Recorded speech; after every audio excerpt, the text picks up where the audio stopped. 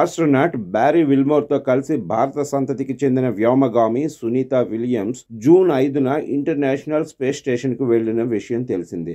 ఇద్దరు బోయింగ్కు చెందిన star line space క్రాఫ్ట్లో అంతర్జాతీయ అంతరిక్ష కేంద్రానికి చేరుకున్నారు. వారం రోజుల్లో అంతరిక్ష యాత్ర పూర్తి చేసుకుని తిరిగి భూమికి రావాల్సి ఉండగా సాంకేతిక కారణాలతో ఆలస్యమైన విషయం తెలిసిందే.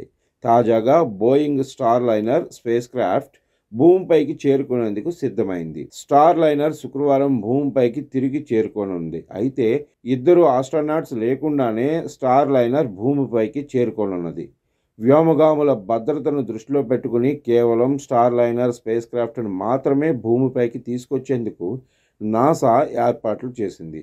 వ్యోమగాములు ఇద్దరు 2025 ఫిబ్రవరిలో భూమిపైకి తీసుకురావాలని నిర్ణయించిన విషయం తెలిసిందే.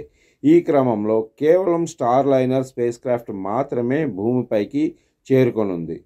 వ్యోమగాముల భద్రత తమకు అత్యంత కీలకమని నాసా పేర్కొంటుంది. వ్యోమగాములను తిరిగి తీసుకురావడానికి తమ అంతరిక్ష నౌక స్టార్ లైనర్ పూర్తిగా సురక్షితం అని బోయింగ్ పేర్కొంది. అయితే ఛాలెంజర్ కొలంబియా స్పేస్ షటిల్ ప్రమాదాల నేపథ్యంలో నాసా ఎలాంటి రిస్క్ తీసుకునేందుకు సాహసించడం లేదు. స్టార్ లైనర్ స్పేస్ క్యాప్సూల్ అత్యాధునికమైందని, దాని రూపకల్పనలో వ్యోమగాముల సహకారం తీసుకున్నామని నిపుణులు చెప్తున్నారు. సునీత విలియమ్స్ స్వయంగా దాని నిర్మాణం, రూపకల్పనలో తన సలహాలను అందించారు.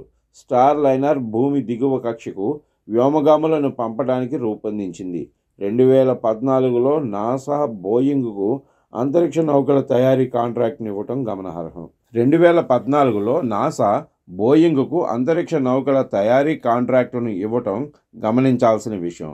ఇందులో భాగంగా కంపెనీకి $4.2 బిలియన్ ఆర్థిక సాయం అందించారు. అలాగే ఎలన్ మస్క్ కంపెనీ స్పేస్ ఎక్స్కు అంతరిక్ష నౌకను నిర్మించడానికి $2.6 బిలియన్ ఆర్థిక సహాయం కూడా అందించింది. ఎలన్ మస్క్ కంపెనీకి చెందిన ఇంటర్నేషనల్ స్పేస్ క్రూ డ్రాగన్ 2020 సంవత్సరంలోనే దాన్ని విజయవంతంగా పరీక్షించింది. బోయింగ్ తన మొదటి స్పేస్ క్రాఫ్ట్లో నింగిలోకి పంపేందుకు చాలా సమయమే తీసుకుంది.